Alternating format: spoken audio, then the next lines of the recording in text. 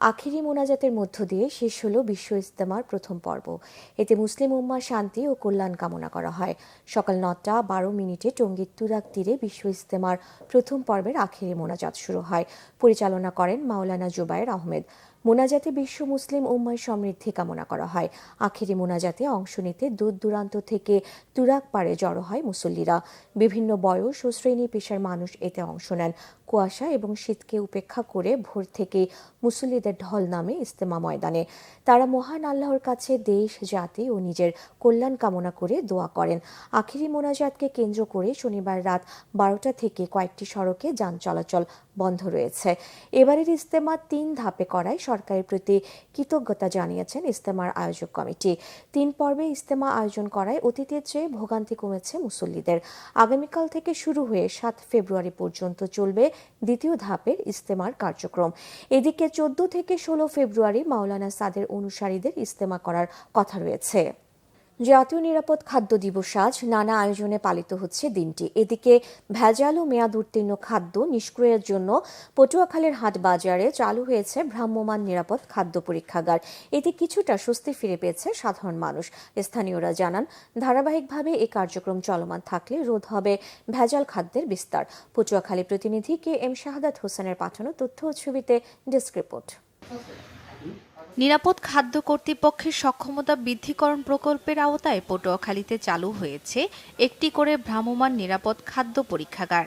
33টি খাদ্যপণ্যের মান যাচাই করতে সক্ষম এই পরীক্ষাগারটি। খাদ্যে ক্ষতিকর রাসায়নিক থাকলেই নেওয়া হচ্ছে আইনগত ব্যবস্থা। প্রত্যন্ত এলাকাগুলোতেও কিন্তু বিভিন্ন খাদ্য সামগ্রীর মধ্যে ক্ষতিকারক উপাদান দেখা যাচ্ছে। এর ফলে হচ্ছে মানুষের স্বাস্থ্য ঝুঁকি কিন্তু বাড়ছে। এই মোবাইল যে পরীক্ষাগারটি খুবই একটি চমৎকার সরকারের উদ্যোগ। রাস্তাঘাটে বিভিন্ন হোটেল রেস্তোরাঁয় তারা খাবারগুলো দেখে এবং তাদের মান পরিদর্শন করে এবং এছাড়াও স্বাস্থ্যসম্মত কিনা সেটি দেখভাল করে। মাসে অন্তত 2 বার জেলা ভিজিট করে পরীক্ষাগারটি। প্রতিদিন পরীক্ষা করে 20 থেকে 25টি নমুনা। দুধে ডিটারজেন্ট, ইউরিয়া, স্টার্চ, হলুদের গুঁড়িতে lead chromate, metanil yellow, chalk powder, মরিচের গুঁড়িতে অনেক সময় ব্রিক পাউডার মিশানো হয়। তারপর মধুতে আর্টিফিশিয়াল ইনভার্ট সুগার। এই 33টি প্যারামিটার মোবাইল ল্যাবরেটরির মাধ্যমে পর্যায়ক্রমে এই টেস্টগুলো করা সম্ভব হয়। খাদ্য কর্মকর্তা বলছেন, খাদ্যে ভেজালের কারণে বেড়েছে মৃত্যুর সংখ্যা। 35 থেকে 40% মানুষই এই ফুডবর্ন ইলনেসের খাদ্যবাহিত রোগের মাধ্যমে মারা যাচ্ছে। আমরা চেষ্টা করতেছি মানুষকে সচেতন করার, অনিরাপদ বিষয়গুলোকে কন্ট্রোল করার এবং অনিরাপদ যদি পাওয়া যায় তখন আমরা এটা আমাদের নিরাপদ খাদ্য আইন 13 অনুযায়ী ব্যবস্থা গ্রহণের সুযোগ রয়েছে। নিরাপদ খাদ্য নিশ্চিত করতে এ উদ্যোগ গুরুত্বপূর্ণ ভূমিকা রাখবে বলে মনে করেন সংশ্লিষ্টরা। Bangla vision news desk. আন্তর্জাতিক প্রসঙ্গ। লিবিয়ার পূর্বাঞ্চলে ভূমধ্য সাগর তীরবর্তী এলাকা থেকে অভিবাসী প্রত্যাশী 20 জনের মরদেহ উদ্ধার করা হয়েছে। তারা বাংলাদেশি হতে পারে বলে ধারণা স্থানীয় রেড ক্রিসেন্টের। তবে মরদেহের সঙ্গে কোনো নথিপত্র না থাকায় তাদের পরিচয় এখনও নিশ্চিত করা যায়নি বলে বাংলাদেশ দূতাবাস ও পররাষ্ট্র মন্ত্রণালয় জানিয়েছে। বৃহস্পতিবার স্থানীয় উদ্ধারকারীর বরাত দিয়ে দূতাবাসের ফেসবুক পেজে এ হতাহতের খবর দেওয়া হয়েছে। বলা হয়েছে, অভিবাসন প্রত্যাশীদের একটি নৌকা ভূমধ্য সাগরে ডুবে যাওয়ার পর মৃতদেহগুলো ব্রেগা তীরে ভেসে এসেছে। মরদেহগুলোকে ব্রেগা থেকে 40 কিলোমিটার দূরে আল দাদিয়া নামক একটি স্থানে সমাহিত করা হয়েছে। গত 24 জানুয়ারি লিবিয়া উপকূল থেকে ভূমধ্য সাগর হয়ে নৌকাটি ইতালির উদ্দেশ্যে রওনা হয়। নৌকাটি ডুবে গিয়ে ভেসে আসে লিবিয়া উপকূলে। কানাডা, মেক্সিকো এবং চীনের পণ্য আমদানিতে শুল্ক আরোপ করলেন মার্কিন প্রেসিডেন্ট ডোনাল্ড ট্রাম্প। এক্ষেত্রে কানাডা ও মেক্সিকোর পণ্য 25% এবং চীনের পণ্য আমদানিতে বাড়তি 10% শুল্ক ধার্য করে দুটি নির্বাহী আদেশ সই করেছেন তিনি। তবে কানাডার তেলের ওপর 25%-এর পরিবর্তে 10% শুল্ক ধার্য করা হয়েছে। তাঁর দেওয়া এ সংক্রান্ত নির্দেশ আগামী মঙ্গলবার থেকে কার্যকর হবে।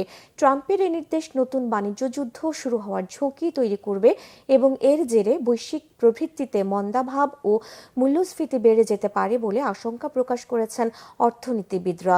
যুক্তরাষ্ট্রের প্রশাসনের শুল্ক আরোপের বিরুদ্ধে ক্ষুব্ধ কানাডা এবং মেক্সিকো সরকার এবার যুক্তরাষ্ট্রের উপর প্রতিশোধমূলক 25% শুল্ক ধার্য করেছে। কানাডার প্রধানমন্ত্রী জাস্টিন ট্রুডো ও মেক্সিকোর প্রেসিডেন্ট ক্লদিয়া সেনবাউম পৃথকভাবে এই পাল্টা ব্যবস্থার ঘোষণা দিয়েছেন। এছাড়া চীনের দিক থেকেও একই ধরনের ঘোষণা এসেছে। এর আগে শনিবার ট্রাম্প শুল্ক আরোপ করলে কানাডাও বসে থাকবে না বলে জানান কানাডার প্রধানমন্ত্রী জাস্টিন ট্রুডো। যুক্তরাষ্ট্রের এ ধরনের পদক্ষেপ কানাডার অর্থনীতিতে ধ্বংসাত্মক প্রভাব ফেলতে পারে বলে মনে করেন বিশ্লেষকগণ। কানাডার উচ্চ কর্মকর্তারা বলেন, ট্রাম্প যদি এরপর আবারও শুল্ক আরোপ করেন তাহলে বুঝে নিতে হবে তিনি কানাডাকে বিপদে ফেলতে চান। এই ছিল এখনকার মতো। পরের সংবাদ বেলা 12টায় দেখার আমন্ত্রণ রইল। এছাড়া বাংলা ভিশন সংবাদ ও সংবাদ সংশ্লিষ্ট অনুষ্ঠান দেখতে ভিজিট করুন www.vvnews24.com ও facebook.com/banglavisionnews এবং সাবস্ক্রাইব করুন youtube.com/banglavisionnews। ধন্যবাদ।